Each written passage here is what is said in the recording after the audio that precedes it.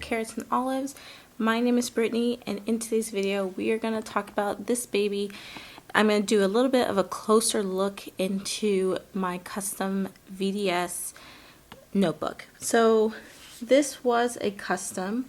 I waited I think exactly 6 weeks for this to ship out to me.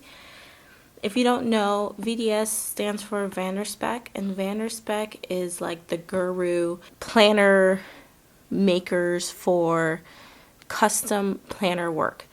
I would say they have a plethora of different leather options and colors and styles. Yes, that's kind of like the same thing. But there's so much you can do to customize your planner. You can change the height, you can change the width, you could add rings, no rings, pockets, no pockets, a big back pocket. You can do a lot with Spek. And that is, I think, what they're known for, beyond like their leather and their standard notebooks. So this one is made of Janet leather brown, and then the inside is just natural color. And I am using this as my personal journal. It's a little bit different than my previous journals where I've done a lot of artwork in. This one is more strictly like writing. I may doodle a little bit, but it's mainly my writing, and I'll show you bits and pieces here and there. First things first, let's talk about the leather. This is the Janet leather brown, and the inside is the natural. And now that I've had it for a week, I would say I am not the biggest fan of the natural color. It doesn't look, maybe it's just the contrast between the two colors that it makes the natural look a little pinkish, almost like peach. And had I just gotten all natural, it would be more of a white color, I guess you could say. And there's like these striations inside the natural leather that I am not really fond of. It doesn't look that pretty to me. I just don't care for it. If it were, you probably can't really see it that well. It's kind of like these darker marks here. Now if it was a darker leather, I probably would be all for it. And I guess that's just one of the things. I really like my brown leather. So again, this leather does scratch up. When I was researching on what leather I should do for my custom, I heard a lot of great reviews about Janet leather, but that it does stain and scratch up easily. Well, you know me, I am okay with scratching and having that character, but when they were talking about staining, I now understand. So I, like, literally, this was, I think, the same day I got my notebook. No, it was the second day I got my notebook, and I put it into my bag, and then I had a water bottle, and you know how the water bottle sweats, and I like lifted my water bottle on top over my bag, and that some of the drips of the water fell on this notebook, and I didn't realize that it was from that until I think I was driving. And anyway, I found out that's what it was, and yep, it's still there. It's so odd to me how it looks. I mean, you would think that if you drop water on any other notebook like a Chic Sparrow or a Sojourner, it will just, you'll see it at first and then it will just disappear over time. But this, no, it's gonna stay. So that's what happened, and it looks like blood or something to me, and I'm still upset at myself for letting that happen. And I was thinking maybe I'll just sprinkle some other water bits on it, and maybe it could just all just be part of the notebook and look better. But then I thought, no, we are just gonna deal with it, and yeah, so I'm dealing with it. So what I decided to do was go ahead and get this. This is the Apple brand Garde Rain and Stain Repellent. And I asked on the Gillio site if this worked well with leather like this. I asked on Gillio and I asked on VDS, and I got good responses in regards to this, so I decided to use it. I went outside and I sprayed it on the outside, let it sit, sprayed it on the inside, let it sit, and I took my notebook and all the other extra stuff out of here first. And then you're supposed to let it dry for 30 minutes and then you can redo it, and I did do that.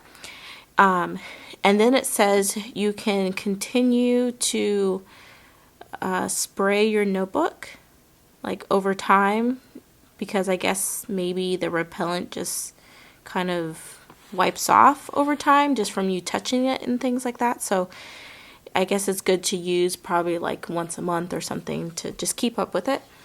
Now, ever since I put it on there, I have not seen any water droplets. I mean, I didn't test it because I was kind of nervous, but I think it's doing okay.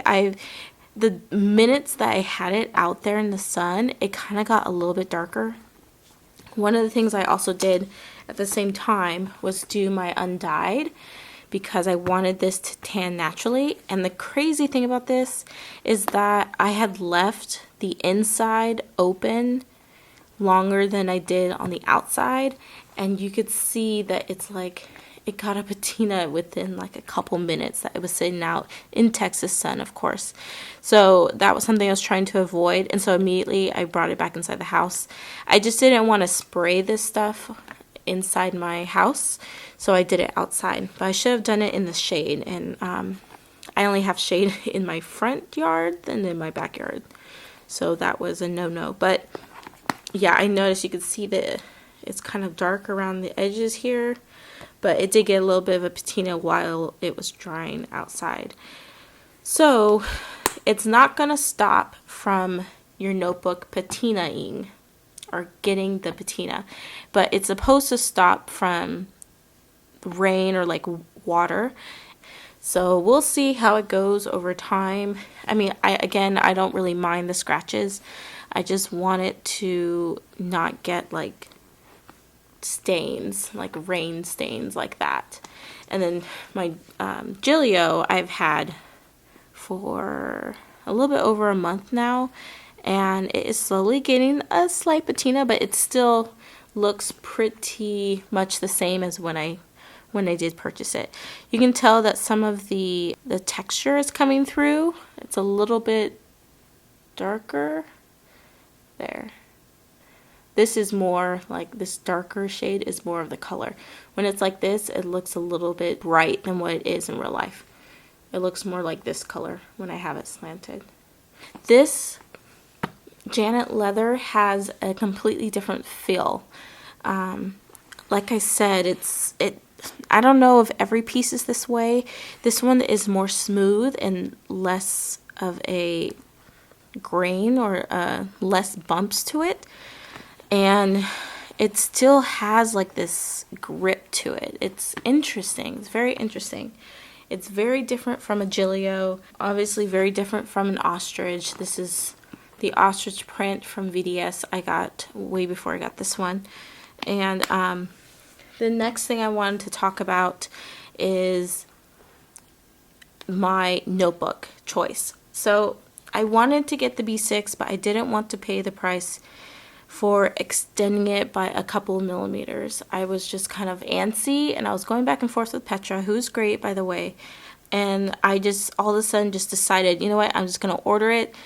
And I ordered it in like the standard ring notebook, and then just told them to remove the rings. I don't want rings at all. Everything else can stay the same, and that was it. So I ended up paying pretty much like significantly less than if I had gotten a Codex notebook and extended the height and extended the width for a B6 notebook. I did test it out. My B6 is actually, it won't fit in here.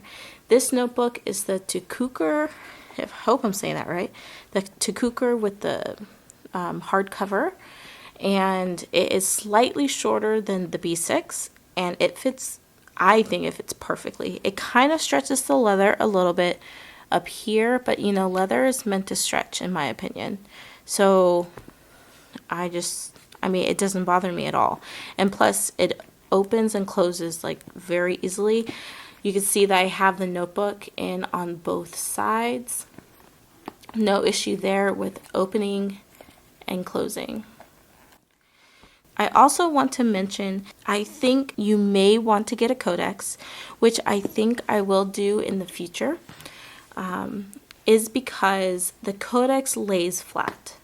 So this is a codex, and this was for a Hobonichi Weeks, so I didn't really have to change the size or anything like that. Like everything that they had was already fit for a Hobonichi Mega and a Hobonichi standard regular size, so that you don't have to like add anything more than, like, if you wanted to add pockets, that would be different, but size wise it fits. So I didn't have to pay extra for anything. All I had to do was just pick my leather color options and my stitching color options, and I was good to go. So that's why I went with this. But I'm noticing that the difference between a codex and getting a ring binder built for a notebook like this without rings is this back portion. So it seems like the back portion of a ring journal has a little bit more cushion. It will lay flat, but you still have like this bubbling here. It kind of ruffles up right here, and it's not as flat as if you had a codex where this would just lay completely flat without much bubbling. Now it's already kind of morphed into my Hobonichi, so you may not really see it as well, but you can definitely feel it, and I can feel it a lot more. Now, I don't have a codex other than this one, and this is a completely different leather than the Janet, so maybe it's just the Janet, but it's something I've noticed. If that bugs you, you may not want to go with the option I did. All in all, they still lay flat. Like, it still goes flat, but you still have like, it's like this puffiness right here. Hope you can see that. So anyway, that's just one of the things I've noticed, and maybe one of the reasons why people like to go with the codex route. Although I think it's a little bit more pricey. The codex is mainly built for a notebook rather than rings. Okay, I have my journal in here. I just stuck some ultrasound pictures in here from my last child, and this was like an old Christmas picture that was just lying around the house. I was like, you know what, it needs to go somewhere, it's going in here. So some of the things I'm doing, I kind of started off a little bit more colorful than what I am now, and that's only because I'm more busy and I find that I just want to journal. That's what I've been doing. Now let me show you a couple of pages.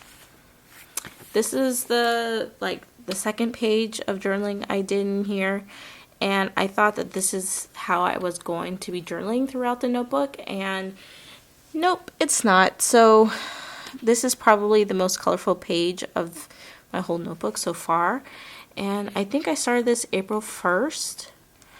I haven't been journaling in here as much as I'd like, but when I do, my goal is to journal at least once a day, if not twice a day.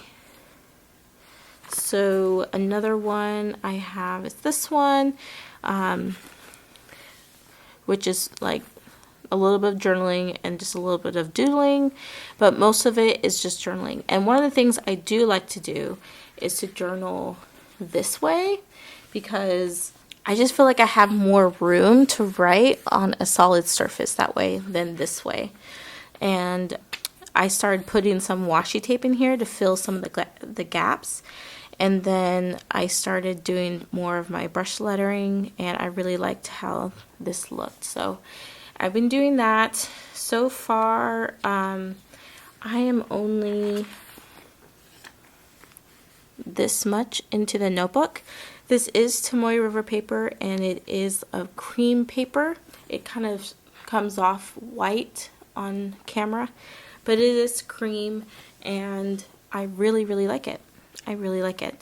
I did start putting vellum in the pages just to add a little bit of interest So I think I'll be doing that. This is the vellum that was from the Happy Scrappy kit, and I really like it. It has, I'm just trying not to show my journaling, but the other side is the part that has like the iridescence foiling in there. I hope you found this video helpful, and if you're interested, Janet Leather is the bomb. And also, if you are looking for a brand of protectant, this is good. I got this from Amazon, and I will link it down below. And if you guys have any questions, please feel free to post them down below, and I will try my best to answer them. Alright, I will catch you guys in the next video. Bye!